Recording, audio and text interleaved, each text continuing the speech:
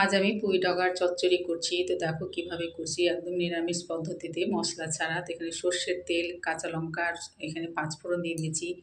ডগাগুলোকে দিয়ে দিলাম। ডগার মধ্যে আছে পটল, আলু, বেগুন, মিষ্টি কুমড়ো দিয়েছি। তারপরে এখানে নাড়াচাড়া করে স্বাদ মতো লবণ দিয়ে দিলাম। তারপরে ঢাকিয়ে দিলাম। যখন নরম হয়ে আসলো তারপরে এখানে আমি হলুদটা দেবো। হলুদটা একসঙ্গে লবণ হলুদ দেবো না, পরে দেবো। তারপরে এখানে জলটা যখন শুকিয়ে যাবে তারপরে এখানে আমি সামান্য একটু ভাজা ভাজা করে নেবো। তো দেখতেই পাচ্ছ কেমন করে ভাজা ভাজা করছি। তো এই নিরামিষ তরকারিটা খুবই ভালো হয় মশলা ছাড়া। তোমরা খাবে, খেয়ে দেখবে, যদি ভালো লাগে। ভালোই লাগবে, দেখবা খেয়ে। তো যাই হোক, এখানে আমি ভাজা ভাজা করে নেব। তারপরে এখানে সামান্য একটু জল লাগবে, যেহেতু আর একটু সেদ্ধ হবে আর কি। তো সামান্য একটু জল দিয়ে দেবো, দিয়ে একটু সামান্য গুড় দিলাম।